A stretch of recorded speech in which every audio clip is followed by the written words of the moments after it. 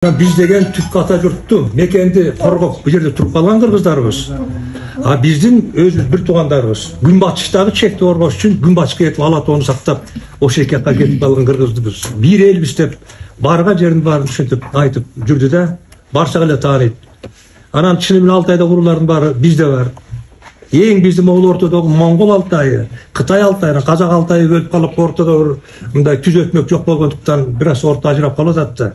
Болмаса эч бир айырма жок экенин биз билесиз керек, баарыбыз аралап жүрүп дагы көрдүк. Мен бар филолог катары, фольклор жыйнап жүргөн киши катары эл менен жолукканда жөнөкөй карыялар, жөнөкөй байбичелердин оозунан нукура кыргыздын илгерки ырларын окуп мен угуп жаман таң калдым да, аябай. Тоголок молдун ырларын айтып атышат. Тоголок молдун элден жыйнаган да. Эми бул боке сизге абдан чоң рахмат, элдин атынан да бир жолдо рахмат айтайын. Анан рас динамика диалектика жөнүндө сөз болуп калгандан кийин мейли ушундан баштасак сөздү. Динамика түшүнүктүү. Диалектика дегенди маселе ушунда да. Диалектиканы ким кандай түшүнөт? Мына диалектиканын формуласы, диалектика это есть единство и борьба противоположностей. Туурабы? Диалектика это есть единство и борьба противоположностей. Чатак жок. А эки суроо чыгат. Которое из них главное доминирующее? Которые из них главное доминирующие? Конечно, противоположности деп атышпайбы.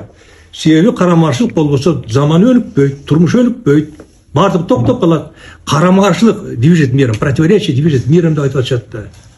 Мына кыргыздын айырмачылыгы так ушул эки жерде да. Мунун зыяндуулугу бунун ушундай түшүнүктүн. Ал бул батыштын жолу. Ал батыштын басып өткөн жолу, ушун менен келген алардын табигый жолуга неме кыла албайбыз. Бирок ошол көз карашты, ошол философияны бияка таңуулап эмнеге алып келди? Мына турмушта эле. Социалистик, мына бизде социалистик өсө жеңди. 20-жылдар, 30-жылдар. Эмне үчүн бизде ошондон кийин да мына кулак куйруктун чатагы чыкты. Кулактардын баары репрессиялады. Андан 30-жылдарда неме чыкты? Репрессия чыкты. Эмне үчүн? Себеби жанагы түшүнүк турат. Карама-каршылык эч качан жок болбойт. Жок болбойт. Качандыр бул чыгат. Карама-каршылык түйүлүп келатканда түйүлдүгүндө жок болуп туруш керек да. Анан жанагыдай боорекил кулак, бул эртең байыт дагы, бул эртең кайра бизге соккурат.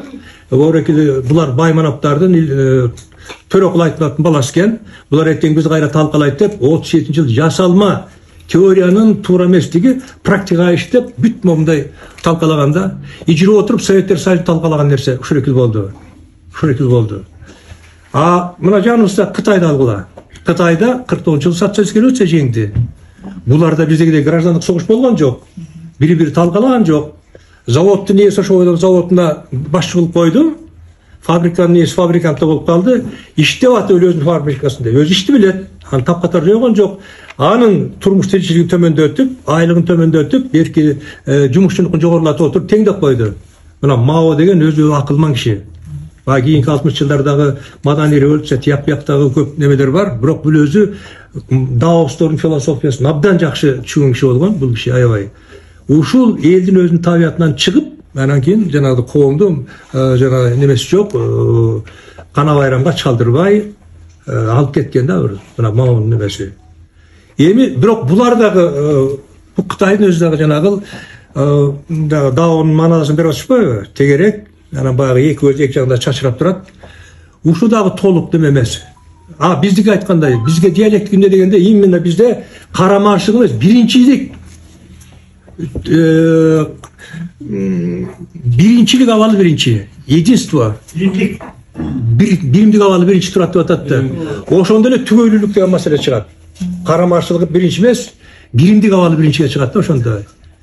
Который из них доминирует, конечно, единство доминирует дейт. Мына кыргызды яратылышка түгөйлөш кылган, асманга түгөйлөш кылган, баардык нерсеге түгөйлөш кылып, боорлош кылган нерсе элдин табиятындагы нерсе да. Мына динамика дегенде биз ушул экени неме кылып түшүнүшүбүз керек да. Бүт батыш башка элдердин баарынан кыргызды кыргыз кылып сактап калган диалектика деп атканыбыз дагы эң түптүн түбүндө да бир түп болду десек, анда ошо түптүн түбүндөгү түп ушул.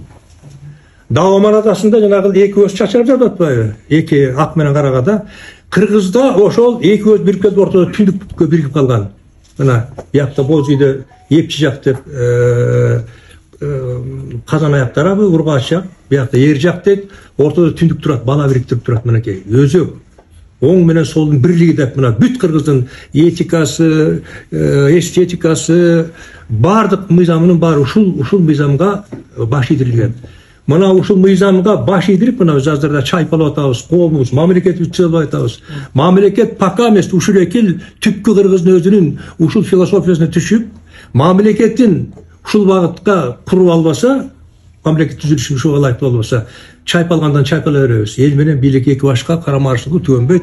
Акаевдин учурунда кандай болсок, кете беребиз. Ошол Левиттин 93-жылы кандай неме салып койсо бияка, ошо ойдон келатат азыр дагы. Левиттин салып койгон эреже менен жашап келатабыз. Ошонун түбүнөн Левиттин салып койгон түпкү тамырынан жуулуп туруп, жаңы кыргыздын өзүнүн көз карашына, дүйнө таанымына, философиясына негизделген мамлекеттик түзүлүш башкарууга, коомдук түзүлүшүнө келишибиз керек да. Мына ошондо кыргыздын түпкүлүктүү жолуна түшкөн болобуз да. Эми бул динамика деген негизги темага байланыштуу айтылган сөз.